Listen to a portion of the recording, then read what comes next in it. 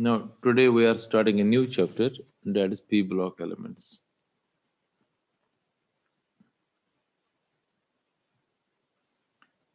P block elements and what are P block elements already आपको पता है. P block elements are those elements in which last electron enters outer P energy subshell. Already हमने ये explain किया था classification of elements में, ठीक है ना. तो लास्ट इलेक्ट्रॉन जो है इनकी जनरल आउटर कॉन्फ़िगरेशन होती है NH2 NP P में 1 से लेके 6 तक इलेक्ट्रॉन चले जाते हैं. तो P block elements are those elements in which last electron enters outer P energy subshells, right? अब देखो P block elements को भी representative elements हम बोलते हैं और S को भी साथ, वैसे S and P block elements are collectively known as representative elements. और हमारे पास जो total P block elements है वो हम start करेंगे from group 13, 13 group, 14 group, 15, 16, 17 and even 18 groups also P block element. इसमें भी इलेक्ट्रॉन देखो बड़ा, boron, carbon, nitrogen, oxygen, fluorine and neon, ऊपर हीलियम लिखते हैं. अब देखो बोरान फैमिली के नीचे एल्यूमिनियम, गैलियम, इंडियम और thallium. Carbon, silicon, germanium, tin और लेड. बस बाकी अगर नेम भी करेंगे आपको जरूरत नहीं है, बिकॉज 11th क्लास में जो सिलेबस है उसमें 13 एंड 14 ग्रुप्स को ही करना हमने. 15, 16, 17, 18 ग्रुप्स को हमने क्लास 12th में करना है, राइट. तो ये सबसे पहले होगा what R P block elements और हमें कौन कौन से ग्रुप स्टडी करने हैं. नाउ स्टार्ट करेंगे हम ग्रुप 13 से. Group 13 means boron family, because ये बोरान फैमिली ग्रुप 13, राइट. ये बोरान फैमिली है. अब देखो बोरान फैमिली ग्रुप 13 है, इसमें अब अभी मैंने कहा था boron aluminium, gallium, indium and thallium होते हैं. अब इनको हम एक एक करके देखेंगे ऑकरेंस इनकी क्या है, ठीक है. ये कहाँ होते हैं देखो, और यूजेस भी हम बता सकते हैं, थोड़ा सा आइडिया मिलेगा इससे. जो बोरान होता है ये नॉन मेटल है इस ग्रुप का. मेन होता है ये बोरेक्स में. बोरेक्स होता है और बोरेक्स Na2B4O7, 10 टाइम्स वाटर, उसको बोरेक्स बोलते हैं. पुगा वैली ऑफ लद्दाख में होता है, सांबर लेकिन राजस्थान में होता है ये बोरेक्स, इंडिया में. तो इसको हम स्टील के साथ मिक्स करके हार्ड बनाता है, स्टील बनता है हार्ड. बोरोसिलिकेट गिलास जो होता है, बोरोसिल जिनको बोलते हैं, उसमें भी होता है बोरेक्स. थोड़ा सा कंट्रोल रॉड्स के लिए यूज करते हैं, ब्लड प्रूफ जैकेट्स के लिए यूज करते हैं. तो ये यूजेस है बोरान की. फिर नेक्स्ट है एल्यूमिनियम. एल्यूमिनियम इस ग्रुप का दूसरा एलिमेंट है एल्यूमिनियम. देखो बड़ा, एल्यूमिनियम जो है आपको, ये third most abundant element in earth crust होता है. फर्स्ट होता है ऑक्सीजन, याद रहे, क्रस्ट में मोस्ट एबंडेंट एलिमेंट ऑक्सीजन होता है. क्रस्ट की बात अगर मैं करूं, अर्थ क्रस्ट सबसे एबंडेंट ऑक्सीजन, दूसरे नंबर पर सिलिकॉन और तीसरे नंबर पर एल्यूमिनियम होता है, ठीक है. जैसे एटमॉस्फेयर में मोस्ट एबंडेंट एलिमेंट होता है नाइट्रोजन, ऐसे में बताता हूँ सेकंड मोस्ट होता है एटमॉस्फेयर में ऑक्सीजन. यूनिवर्स में मोस्ट एबंडेंट एलिमेंट होता है हाइड्रोजन, और second most abundant element universe में होता है हीलियम, क्योंकि स्टार्स बने होते हैं हाइड्रोजन और हीलियम से. So aluminium is the third most abundant element in earth crust, right.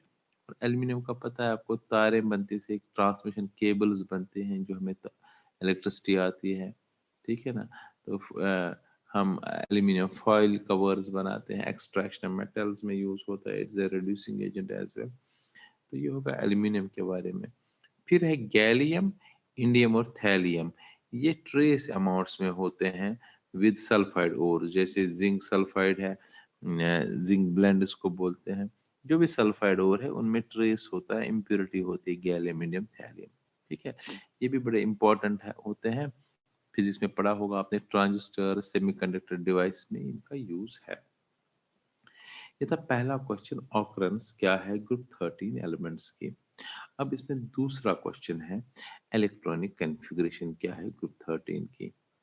अब ध्यान से सुनिएगा, इलेक्ट्रॉनिक कॉन्फ़िगरेशन लिखने के लिए एक फॉर्मूला आपको याद रखनी है। Then you can write electronic configuration of any group, any p block, group of p block elements. This is a formula. Whenever we have to write configuration, you have to remember this thing. Before writing electronic configuration of any group, आपको ये याद रखना, helium 2 याद रहे, trick भी है, आसान भी इससे होगा, नियॉन 10, आर्गन 18 और इसके साथ 3d10 भी लिखा करो जब भी इसको लिखना है। फिर क्रिप्टॉन 36 लिख लो और 4d10 लिख लो, राइट। फिर जीनोन 54 लिख लो, ये समझ लीजिए फॉर्मूला है। Xenon 54, 4f14, 5d10। कोई भी ग्रुप 13 से लेके 18 तक आ जाए तो 5 एलिमेंट्स होते हैं, ये पहले उनको लिखना ही लिखना है। दिस है, मान लीजिए फॉर्मूला नाउ। सपोज मुझे कोई भी ग्रुप में लेता है, एनी ग्रुप में, चलो बोरान अपना ही लेते हैं, बोरान, एल्यूमिनियम, गैलियम, इंडियम और thallium. We have to write electronic configuration of these elements. Now how can we write electronic configuration? देखो बोरान का एटॉमिक नंबर हमें ऑलरेडी पता है, इट इज 5 एटॉमिक नंबर है बोरान का। तो हीलियम 2 इलेक्ट्रॉन ऑलरेडी फिल हुए हैं, हीलियम 2, फिर लिखिए 2s2 2p1। ठीक है, पहले का आपको लिखना है, बस इतना करना है, फॉर्मूला लिखनी है। देन यही चीज आपको आगे चलना है। नेक्स्ट में 3s2 3p1 होगा, नेक्स्ट में 4s2 4p1 होगा, नेक्स्ट में 5s2 5p1 होगा, लास्ट में 6s2 6p1 होगा। तो ये कन्फिग्रेशन बन गई without even writing atomic numbers. फिर अगर आप नंबर लिखना चाहेंगे, बोरान का 5 एटॉमिक नंबर होता है, एल्यूमिनियम 8 कर लो ऐड 13, या तो इन इलेक्ट्रॉन को ऐड करके आ जाएगा। फिर 18 कर लो ऐड 31, फिर 18 करेंगे ऐड 49, फिर 32 करेंगे 81। ये इनका एटॉमिक नंबर्स हैं, ये तो फिर इजी कैलकुलेट करना, you can add these electrons, तब भी एटॉमिक नंबर निकल जाएगा। So this was electronic configuration of group 13 elements. Now atomic and physical properties, बहुत आसान है, बिल्कुल सेम है दोनों ग्रुप्स का एटॉमिक एंड फिजिकल प्रॉपर्टीज। देखो ऑलरेडी हमने किया है, अगर आपको याद होगा क्लासिफिकेशन ऑफ एलिमेंट्स में, एटॉमिक साइज ऑफ एलिमेंट्स को क्या होता है along the group and along the period and down the group, already हम कर चुके हैं। Along the period atomic size decreases and down the group atomic size जो होता है it increases due to increase in number of electronic shells. तो फिर वही चीज है यहाँ पर भी। If I take boron, boron, aluminium, gallium, इनको हम क्या, aluminium, gallium, indium and thallium, इनको कंपैरिजन किससे करेंगे, सेकंड ग्रुप से। सेकंड ग्रुप क्या है, beryllium, magnesium, right, calcium, strontium और रेडियम। अच्छा, ये था सेकंड ग्रुप, ये है ग्रुप 13। इवन ग्रुप 14 का भी पढ़ना है हमने, तो इसको भी इसी टाइम हम कर सकते हैं, carbon, silicon, germanium, tin and lead, right. Now हमें ग्रुप 13 की कंफ्यूज, आपको पता है atomic radius along the period decreases, so इसका मतलब है ग्रुप 13 का एटॉमिक रेडियस जो होगा that will be less than group second, right, क्योंकि अलोंग द पीरियड तो डिक्रीज होता है due to increase in nuclear charge, effective nuclear charge. And down the group normally क्या होता है, नंबर ऑफ इलेक्ट्रॉनिक शेल्स बढ़ते हैं, तो इसका भी बढ़ना चाहिए down the group, with an exception. Classification elements में भी बताया था मैंने, एल्यूमिनियम, गैलियम में एक्सेप्शन है। एल्यूमिनियम का साइज जो होता है 143 होता है पिकोमीटर, गैलियम का ज्यादा होना चाहिए, लेकिन गैलियम का साइज जो होता है इट्स 135 पिकोमीटर। ये इंडिकेट करता है यहाँ कहीं ना कहीं एक्सेप्शन है। ये होता है गैलियम में डी इलेक्ट्रॉन्स होते हैं, अभी आपने कंफ्यूज में देखा था। तो डी इलेक्ट्रॉन्स का पुअर स्क्रीनिंग इफेक्ट होता है, उससे न्यूक्लियर चार्ज जो है उसकी attraction for the outer most electron बढ़ता है, तो साइज स्लाइटली कम हो जाता है। This was atomic size. Now, second is after atomic size, second is ionization enthalpy. What is ionization enthalpy? आपको पता है? It is the amount of energy, minimum amount of energy required to remove outermost electron from isolated gases atom. उसको कहते हैं ionization enthalpy. But IE depend करता दो चीजों पर, ये आपको याद रखना है।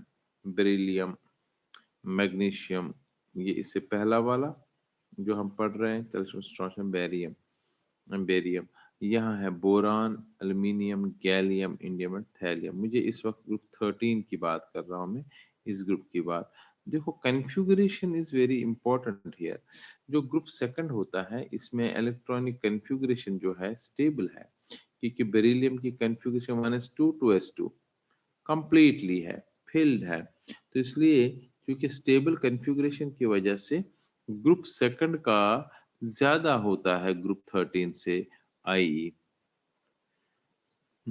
ठीक है, कि ये मैंने वहां पर ही बताया था, तो यही आपको याद रखना है। ठीक है, देन इसमें मेटेलिक नेचर देखो, down the group metallic nature हमेशा बढ़ता है और along the period metallic nature हमेशा कम होता है। बोरान टिपिकल नॉन मेटल है और नीचे नीचे जाके मेटेलिक नेचर बढ़ता है। देखो बेटा एक प्रॉपर्टी है इसमें, डेंसिटी। डेंसिटी दोनों साइड से बढ़ती है, ये याद रखना आपको। अलोंग द पीरियड जाएंगे तब भी डेंसिटी बढ़ती है, क्योंकि मास बढ़ता है वॉल्यूम कम होता है, क्योंकि डेंसिटी होती है मास में वॉल्यूम, वॉल्यूम इन साइज। तो अलोंग द पीरियड जाएंगे मास बढ़ेगा, क्योंकि मास तो बढ़ना चाहिए, एटॉमिक नंबर बढ़ रहा है, लेकिन वॉल्यूम कम हो रहा है, सो डेंसिटी बढ़ेगी।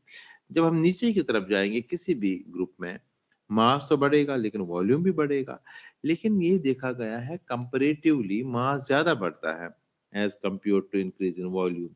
सो इसलिए फैक्टर कौन सा फिर इफेक्टिव रहेगा ज्यादा dominant, that's mass factor. So mass बढ़ता है, डेंसिटी नीचे भी बढ़ती है। तो अलोंग द पीरियड किसी भी ग्रुप में ऐसी डेंसिटी बढ़ेगी, नीचे भी बढ़ेगी, ये याद रखना है। अब लास्ट प्रॉपर्टी इसमें है ऑक्सीडेशन स्टेट। देखो ऑक्सीडेशन स्टेट होता है, आपको पता है, चार्ज शो करना। ठीक है, अब देखो ऑक्सीजन स्टेट, अगर मैं कन्फिग्रेशन की बात करूं, मैं सपोज फिर लेता हूं बोरान, फिर लूंगा एल्यूमिनियम, फिर ले लूंगा गैलियम, इंडियम और थैलियम। इनकी कन्फिग्रेशन की बात अगर करूं, आउटर कन्फिग्रेशन, इसमें चलो लिख ही लेते हैं हीलियम,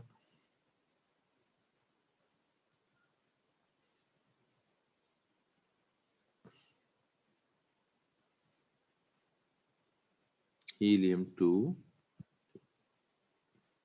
2s2, 2p1। एल्यूमिनियम में क्या है अब, नियॉन 10, फॉर्मूला नियॉन 10, फिर आएगा इधर 3s2, 3p1। गैलियम में बताया मैंने आर्गन 18, 3d10 फॉर्मूला, फिर आएगा 4s2, 4p1। क्रिप्टॉन में आएगा 4d10, 5s2, 5p1।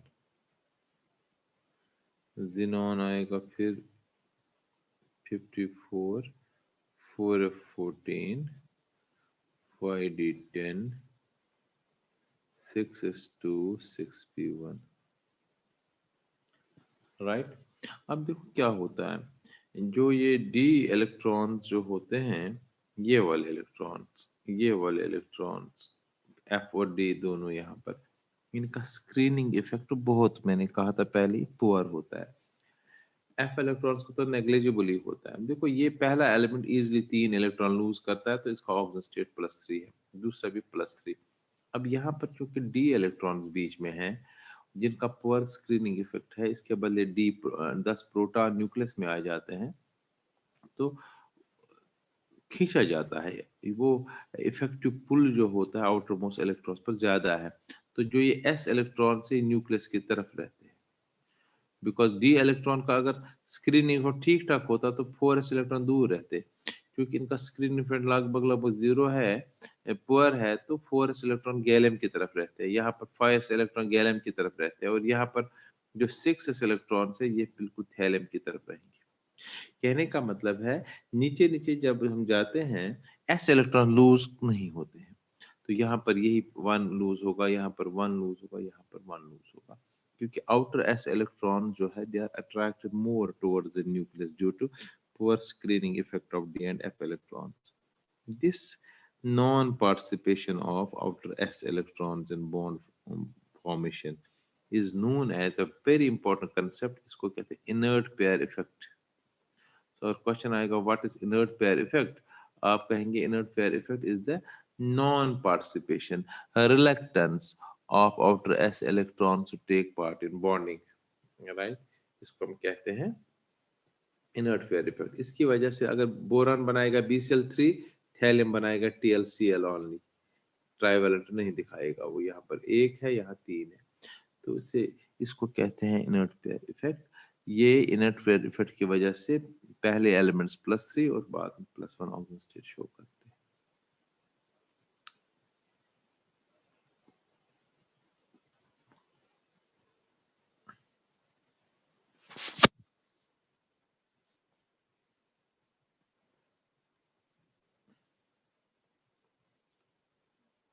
This was all about today's topic. Thank you so much, beta. God bless you.